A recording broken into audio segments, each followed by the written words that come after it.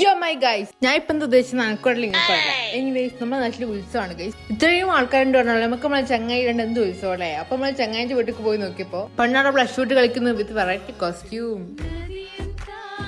അപ്പൊ ഓളെ സെറ്റായി. ഞങ്ങൾക്ക് നമ്മൾ ഈ ഫിച്ചക്ക് നല്ല പല്ലിന്റെ കമ്പി ആയിട്ട് ചെക്ക് വെക്കാം. കുട്ടിക്ക് ടെൻഷൻ കൂടുതലായി വെള്ളം കുടിച്ചുകൊണ്ടിരിക്കണം. കുപ്പി തേച്ചോൾ കുടിച്ചു തീർത്തത് അവിടെ എന്റെ ചെരുപ്പത് ഓളെ ചെരുപ്പത് ചെയ്യുന്നത്. ഞാൻ രമേശേട്ടനെ കടയിൽ നിന്നോളൊന്നും ചെയ്യിപ്പാ. കൊല്ലത്തിൽ ഒരിക്കൽ വരുന്ന സംഭവം ഒടുക്കത്തെ എക്സൈറ്റ്മെന്റ് ആണ്. അതിനിടയ്ക്ക് കൂടെ പട്ടിശാല സലാം പറയാൻ വേണ്ടി വന്നിട്ടുണ്ട്.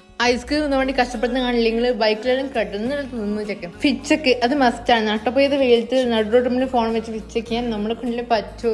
അവിടെ പരിപാടിയെല്ലാം തകൃതായി നടക്കുന്നുണ്ട്. എന്നാൽ ഇവിടെ കുടുംബശ്രീ ടീംസ് ഒരു കുറവില്ല. പിന്നെ നമ്മള് മുഖം കാണിച്ചേക്കാന്ന് വെച്ചാൽ ഉള്ളിലൊക്കെ ഒന്ന് കേഴി നാട്ടുകാരെല്ലാം കണ്ട് സലാം പറഞ്ഞെങ്കിൽ പോകുന്നു. ഈ ഉത്സവത്തിനാണ് കിട്ടുന്ന ചോറിനോട് വേറെ ടേസ്റ്റ് ആളെ. രണ്ടാമത് വാങ്ങുന്നുണ്ടായി. പിന്നെ നമ്മളെ സ്റ്റാൻഡേർഡ് പോലും അതൊട്ട് കളിയില്ല. ഇത്രയും കിട്ടണമെങ്കിൽ ഫോട്ടോ എടുത്തില്ല മോശമില്ല. അപ്പൊ നമ്മൾ വേഗം വീട്ടിലേക്ക് ഓടി വന്ന് ഫോട്ടോ എടുത്ത് ഫോട്ടോ എന്ന് വെച്ച് കല്യാണ ചക്കന് വേണ്ടി നമ്മൾ പോസ്റ്റ് ചെയ്ത് ഞാൻ ഇനി നമുക്ക് വെച്ച് ക്യാൻഡിൽ സെഷൻ ആവാം.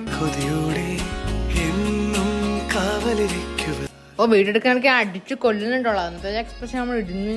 എത്ര പൊത്തുപാടെ ഈ കളിപ്പാട്ടിലെ കണ്ടാൽ നമുക്ക് ഞാൻ വീക്ക്നെസ് ആണല്ലോ. ഇങ്ങനെ നോക്കി നിന്ന് വിടും. നോക്കി ലാസ്റ്റോളം അടുത്ത് കടക്കാനും തുടങ്ങി. ആളെടുത്ത് കിട്ടാത്തൊന്നുമില്ല.